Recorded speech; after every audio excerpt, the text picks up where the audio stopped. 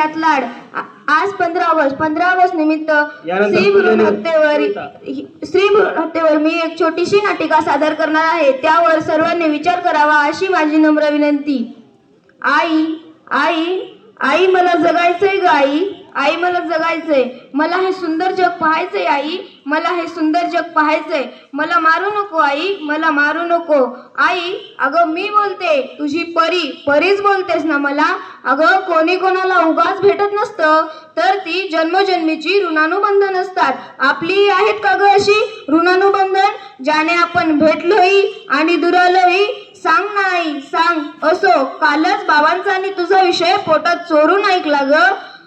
इच्छा करून आजी आजोबांची इच्छा नाही आहे आम्ही या घरात जन्म घ्यावा म्हणून.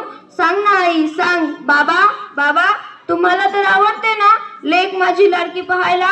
हो बाबांचे तर सर्वच पोरं लाडकी असतात ना.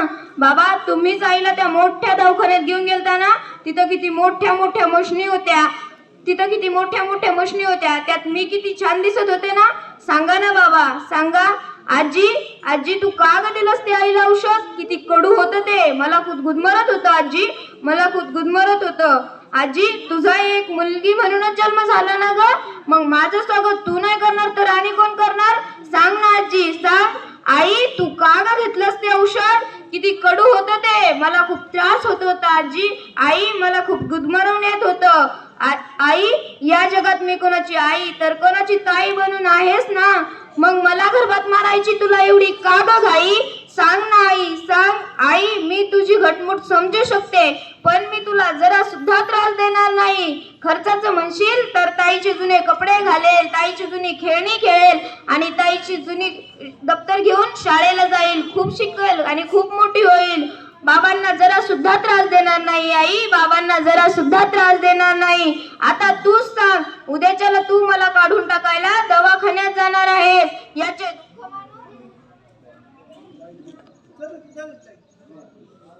दुःख मानू की क्षणभर मी तुझ्या पोटात आहे याचे. सांग ना आई सांग. नुसतं स्त्रीगुणात थांबून काय होणार आहे. मुलींच्या संरक्षणाची जबाबदारी घेणारा कोणीतरी पाहिजे. अशा वेळी मला गजभावे वाटते.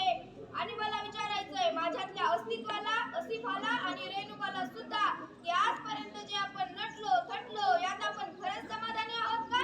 नाही ना. अगं आत्मशक्ती हाच आपला अलंकार.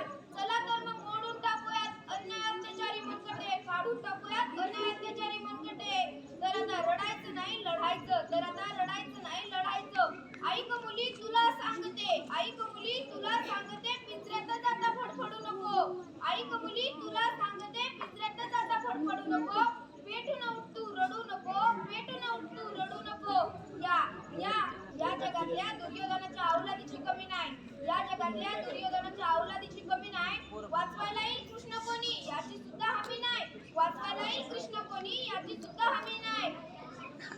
सुद्धा हमी नाही. बांगड्या घातल्या माणुसकी नाही. मदतीसाठी तू ओरडू नको. ऐक मुली तुला सांगते पिंजऱ्यातच आता फडफडू नको. पेटून उठ तू रडू नको. धन्यवाद. तर पहा या एक पात्री नाटके